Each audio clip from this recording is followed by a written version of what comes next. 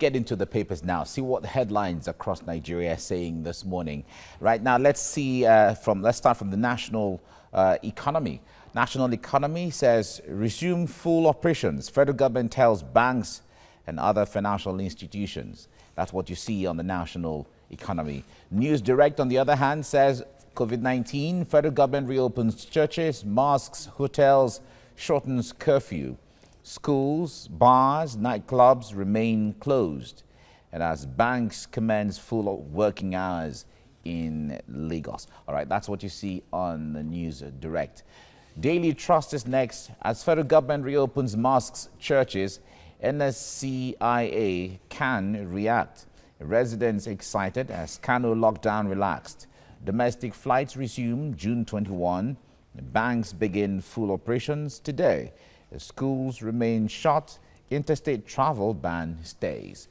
This is what you see on the front page of the Daily Trust. Now, Leadership newspaper is next, and it says reactions trail reopening of worship centers and businesses. Leadership newspaper. All right, that's what Leadership newspaper says. Reactions trail reopening of worship centers and businesses. All right, from there, let's go to the Blueprint newspaper, which is the last one we're seeing right now. Eased lockdown. Blueprint newspaper says eased lockdown, hotels, worship centers open, schools remain closed. Schools remain closed. All right. So those are some of the headlines. It's basically about resumption and easing of the lockdown and restrictions across the country. And this takes us to London, where certainly Femi Arakunle is there standing by to bring us up to speed with what is happening there in London. He joins me from Elephant and Castle. Femi, good morning. It's good to have you join me this morning. Countries across the world are opening up. Nigeria is no left out, and I know where you are in London, things are easing out as well. Talk to us basically where you are. I can see more cars behind you from where you are. Well, basically, good morning. Let me just turn it around so that you can see clearly what's going on. Right now, the country seems to be easing down their restrictions, and loads of cars are moving, going back to their businesses. And at the same time, schools are beginning to come back to normal, but a lot still needs to be done. So this is where we are in London, in the United Kingdom, and I believe across the globe as well. However, when we talk about people moving around, we're still very cautious of where we go, who we see, and things we do in bringing things back to normality in UK. All right, Femi, talk to us as things are normalizing and people are coming out gradually. Who can come out and who cannot come out yet? Basically, people can come out now. However, there are still guidelines into our older people or people with health issues not to come out, or perhaps to keep their distance. And again, we have these guidelines that says a lot of people that want to see their families and friends, they must not be more than 6 at a time, seeing wherever they want to see. So these are part of the guidelines we've been given. And again, our nursery schools are beginning to go to school, but a lot of parents are very, very cautious as in bringing their kids to school. So we have in total about 25% of people in school, where others refuse to take their kids to school. And again, government really says that they cannot blame them for doing that, because everybody is really thinking about what has happened and what might really happen. There's going to be a second wave. So we don't know what is going to be the case at the end of the day. This is where we are in UK. All right. From some of the videos we've seen from China, especially talking about schools and students or pupils returning to schools, there are protocols. In fact, there are about 8 protocols that students have to go through, with the washing of their hands and then checking of their, they check them differently and then also test them for COVID-19 even there as they enter the school, and then get them hand sanitizers, get to, ensure that they don't sit together, ensure they don't greet, all of those protocols there. Now talk to us in London. How differently are they doing it, or what are the protocols for students and pupils returning to schools? Well, the protocols in London is still not far different from what others are seeing or what others are doing in probably, like you mentioned, China. and some other countries like that. But however, let us don't forget these are kids, these are little children. All they want to do is go back to school and see their friends. So a lot of what we're putting on them seems to be too much from my own understanding, and it's going to be like that with other schools as well. Yes, a lot of people will want to follow the guidelines, but trust me, it will be too much, even on the teachers, to persuade them to follow it, because kids will always be kids. Even we adults as well, remember, we have already defaulted in so many of these social distancing, and there's nothing we can do about it, let alone the kids. So they will follow it. We'll try to persuade them, pressurize them to do it, but at some point in time, it will surely fade off. Right. Now, the double-decker buses are behind you, and I can see some of them.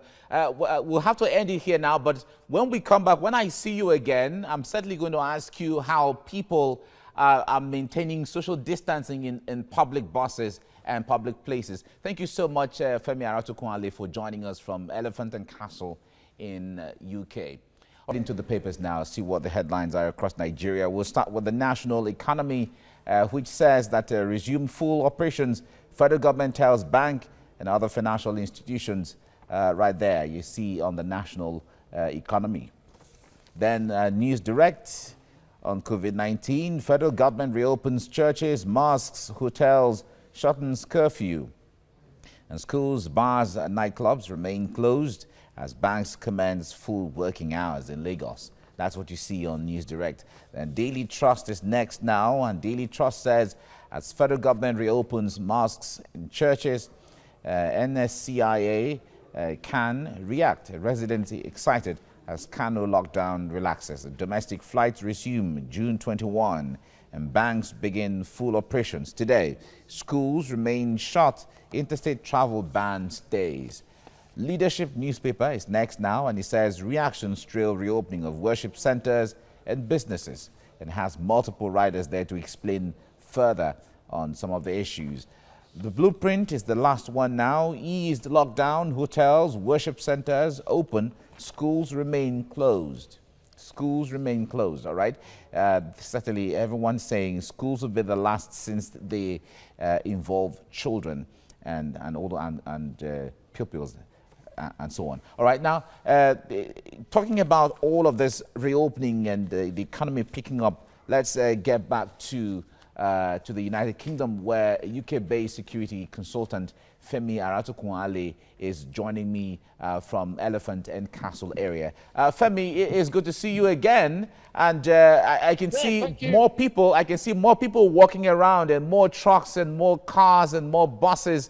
It's quite interesting how the life is getting back. It's a direct opposite of when we spoke during the lockdown. Talk to me now, basically. How are people responding? Femi, how are people? Okay, Femi, how are people responding to social distancing generally?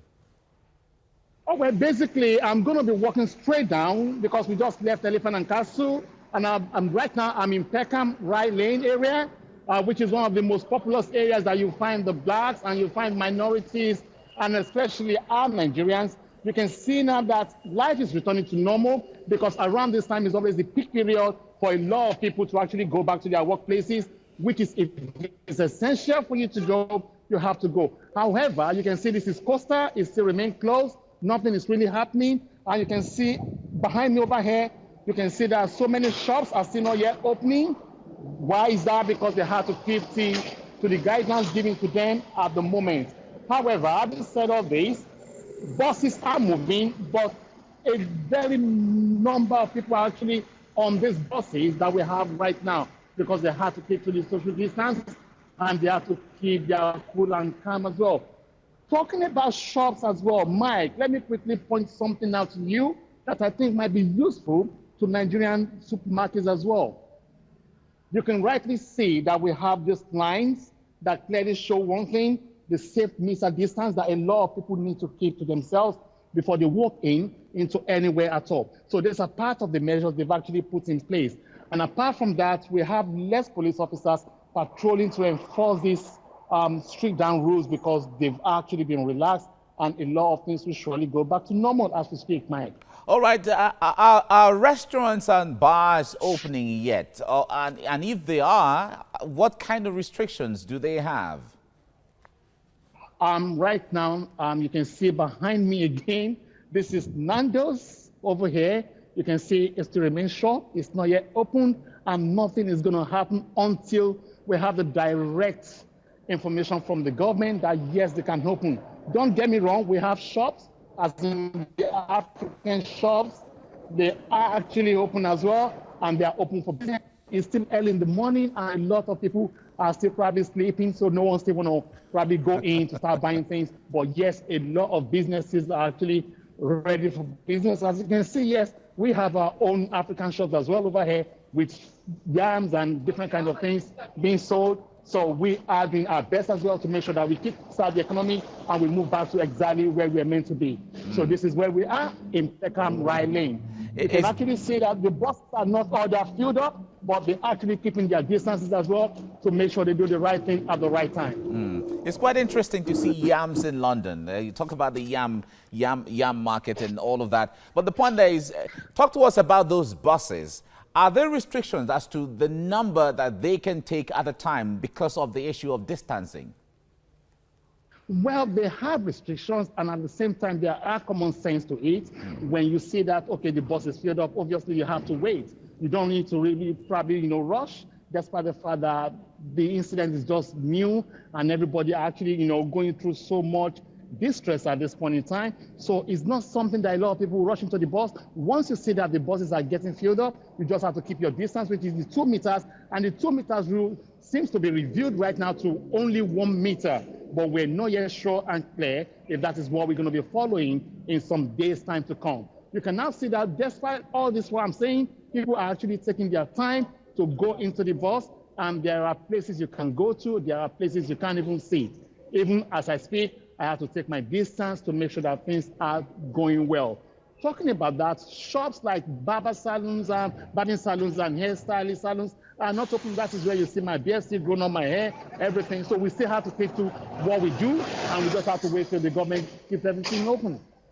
It's quite interesting. You have the shaved beards there. But the point there is, talk to us about the issue of face masks. There's the compulsory or the mandatory policy here in Nigeria on the use of face masks.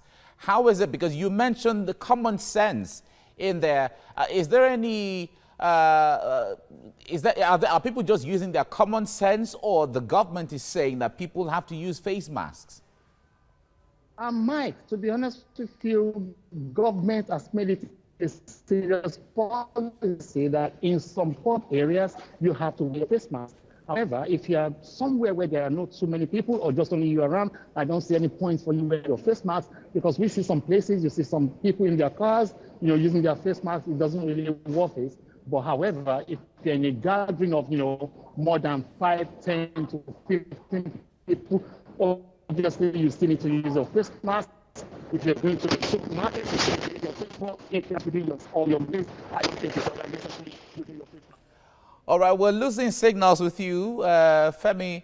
We're losing signals with you. Well, you're reaching us from Peckham High Street in London. It's really interesting to take us into the streets in London to see real time what's going on there and how it is going. It's really interesting. We've been with Femi Aratokunale, who joined us from London, and he's been taking us round. In fact, one that interests me there is the African market where they sell yams and stuff like that. It's really interesting.